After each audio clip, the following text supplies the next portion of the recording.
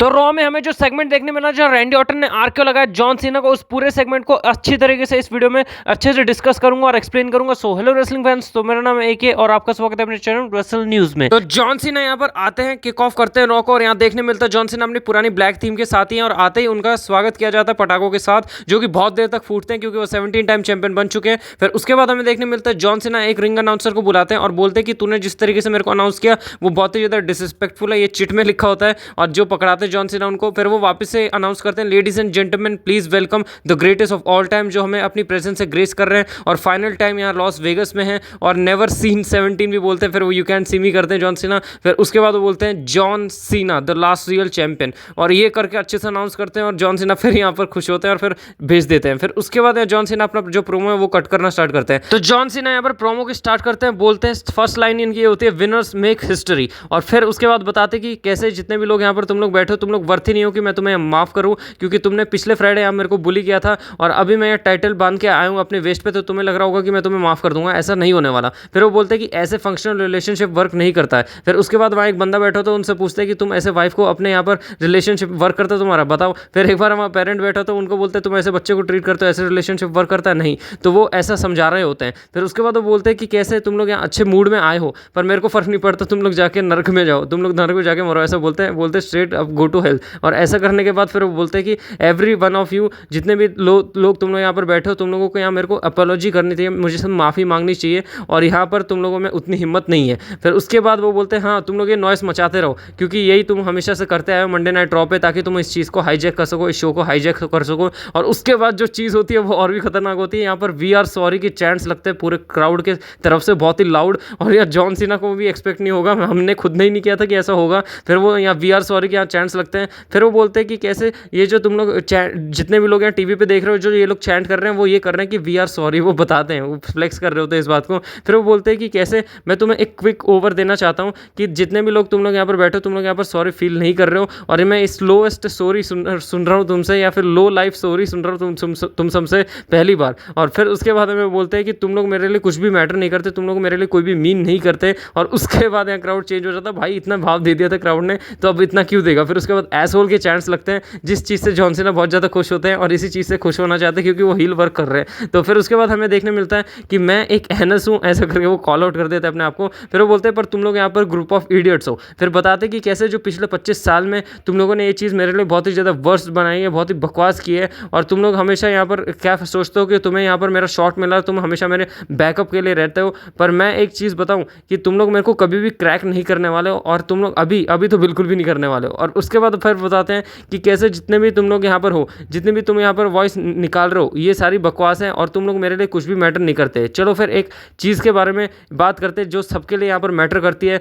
वो है यहाँ पर 36 डेट्स। वो 36 डेट्स को बताते हैं कि कैसे जो उनकी 36 डेट्स हैं पूरे, जो वो बता रहे थे कि उनकी 36 अपीयरेंस होने वाली हैं। और फिर उसके बाद उनका कहना होता है कि जो ये टाइम है बहुत जल्दी निकलता है और ये तुम्हें पता नहीं चलता कि कब तुम्हारे हाथ से निकल जाए। फिर मैं एक काम करता हूँ, तुम्हें रिमाइंड कराता हूँ, नेटफ्लिक्स डेब्यू को बताते हैं, रॉ हुआ था, फिर इंडियन एपोलिस बताते हैं जहाँ पर रॉयल रंबल हुआ था, फिर टोरंटो बताते हैं जो एलिमिनेशन चैम्बर हुआ था, फिर लंदन, ब्रसल्स और ग्लासगो जहाँ पर रॉ पे आके इन्होंने अपीयरेंस दी थी, फिर एक लॉस वेगस का भी रॉ था जहाँ पर वो अपीयरेंस देते हैं, उसको भी काउंट करते हैं। फिर उसके बाद बताते हैं रेसलमेनिया, और यहाँ पर लॉस वेगस को 2 बार काउंट करते हैं क्योंकि ये जो अभी रॉ हो रही थी वो भी लॉस वेगस में थी, रेसलमेनिया को काउंट करते हैं और उससे पहले वाली रॉ भी। तो यहाँ पर 3 यहाँ पर बता देते हैं डेट्स जो लॉस वेगस की थी, और धीरे धीरे वहाँ जो स्क्रीन पे होती है वो जो डेट्स है वो कम हो रही होती है जैसे इन्होंने ये सारी चीज़ें गिनाई। तो इतनी सारी चीज़ें गिनाने के बाद जितने यहाँ पर अपीयरेंस दी है 2025 के अंदर, तो यहाँ पर अब हमें लास्ट और फाइनली यहाँ पर आती हुई दिखती है, जो काउंटिंग है रुकती है 27 के ऊपर, 27 डेट्स। वो ऐसा करके बोलते हैं कि ये जो 27 डेट्स है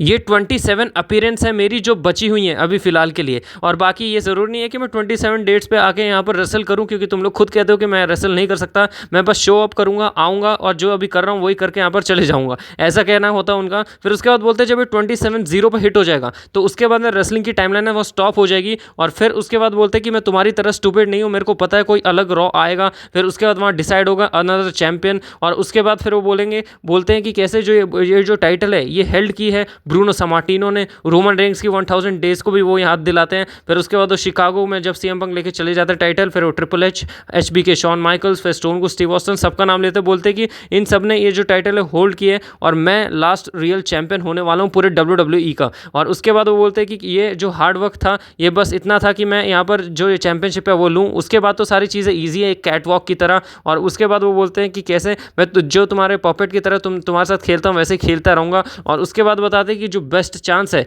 ये यहाँ पर यही था कि तुम्हारा जो कोडी रोड्स है वो तुम्हें बचा सके, पर अब तुम्हें नहीं बचा सकता क्योंकि वहाँ पर बू मिल रही होती है। जब कोडी रोड्स के नाम पे बू मिलती है तो वो बोलते हैं यू हार्टलेस बास्टर्ड्स। जब वो बंदा इधर था उसने यहाँ पर कंपनी को कैरी किया, तुम लोगों ने उसे आउट क्लास किया, उसे आउट शाइन किया, आउट रेसल किया और डिस्ट्रॉय किया, जिसकी वजह से मैच जीत गया। और ये जो लास्ट रियल चैंपियन हूँ मैं, इसे मैं घर लेके जाने वाला हूँ अपनी चैंपियनशिप को। इनका ये कहना होता है कि ये जो WWE चैंपियनशिप है उसको ले जाएंगे और कोई नई चैंपियनशिप WWE को लानी पड़ेगी। और ये जो चैंपियनशिप होल्ड किए इतने बड़े बड़े लेजेंड्स हैं, वो लास्ट रियल चैंपियन मैं हूँ और मैं इसे लेके घर जाने वाला हूँ। ये पॉसिबल भी हो सकता है भाई, क्या पता WWE नए डिजाइन के साथ आ जाए, इसमें हो सकता है चांसेस। फिर उसके बाद वो बताते हैं कि कैसे ये टाइम आ गया कि तुम्हें अपने आप को मिरर में देखना चाहिए। और मैं यहाँ पर ट्रूथ बताता हूँ कि कोई भी यहाँ पर WWE में मेरे जितनी स्ट्रेंथ, स्पीड, विजडम और ruthless aggression of John Cena नहीं है, और यहाँ पूरे WWE के अंदर कोई भी नहीं है। और उसके बाद फिर वो बताते हैं कि कैसे मैं तुम्हारी तरह, मेरे अंदर भी एक हार्ट है, मेरे अंदर भी दिल है, तो मैं तुम्हें एक अच्छा सा मूवमेंट देना चाहता हूँ, मैं तुम्हारे लिए एक अच्छी चीज़ करना चाहता हूँ।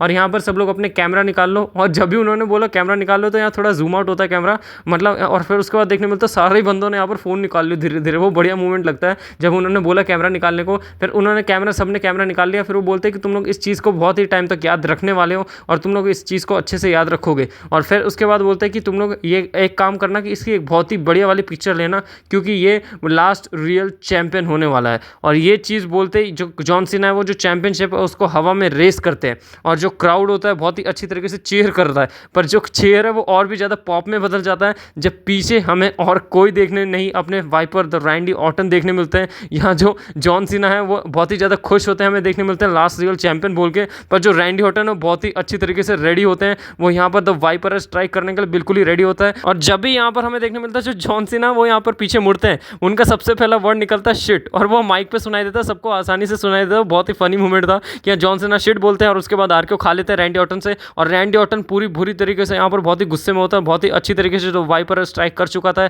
एक आरके को हिट कर चुका होता है। और जो क्राउड है पूरा पागल हो चुका था। क्राउड क्या, मैं खुद पागल हो गया था भाई। मैं लाइव देख रहा था, मैं सोचा भाई ये क्या हो गया, रैंडी ऑर्टन आ गया। और फाइनली WWE ने ये जो मूव है वो यहाँ पर सही टाइम पे यहाँ पुल कर दिया। और यहाँ पर हमें देखने मिलेगा Randy Orton versus John Cena at Backlash, जो कि सबसे पहले अपोनेंट होने वाले रैंडी ऑर्टन, जो कि जॉन सीना अभी हमें जीतते हुए दिखे, अनडिस्प्यूटेड चैंपियन। और यह कमेंट्री में ये भी मेंशन किया जाता है कि रैंडी ऑर्टन ही दूसरा बंदा जो बहुत ही ज़्यादा क्लोज है या 17 के, जो जॉन सीना अभी यहाँ पर हासिल कर चुके हैं। तो ये बहुत ही बढ़िया होने वाला है। यहाँ पर हम इन दोनों के बीच में एक फ्यूड देखने मिलने वाली है और एक मैच तो पक्का देखने मिलने ही बैकलैश के अंदर। और यहाँ पर John Cena versus Randy Orton is finally happening, और ये होने वाला है और बहुत ही ज़्यादा मजा आने वाला है। कमेंट सेक्शन में बताया मैंने पूरा का पूरा, यहाँ पर जितनी भी सारी बातें यार जॉन सीना ने कही वो अच्छी तरीके से पूरे इस वीडियो के अंदर एक्सप्लेन कर दिया। बाकी आप बताएं आपको आज का मंडे नाइट रॉ कैसा लगा। मेरे हिसाब से सबसे बेस्ट मंडे नाइट रॉ था पूरे हिस्ट्री का WWE का, जो रॉ आफ्टर मेनिया कहते हैं लोग, ये सबसे अच्छी तरीके से उस चीज़ को डिफाइन करता है। पूरा ही शो बढ़िया था, मैंने उसकी हाईलाइट वीडियो भी बना दी, आप उसको जरूर जाके देखेगा। बाकी यही था, मैंने पूरे अच्छी तरीके से एक्सप्लेन कर दिया पूरे सेगमेंट को,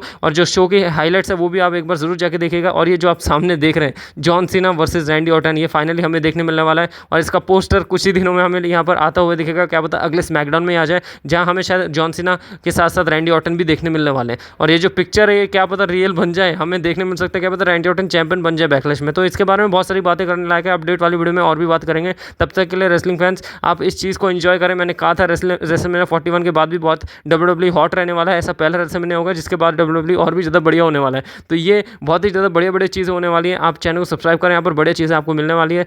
तब तक के लिए रेसलिंग फैन मूवमेंट को एंजॉय करें और take care and good bye.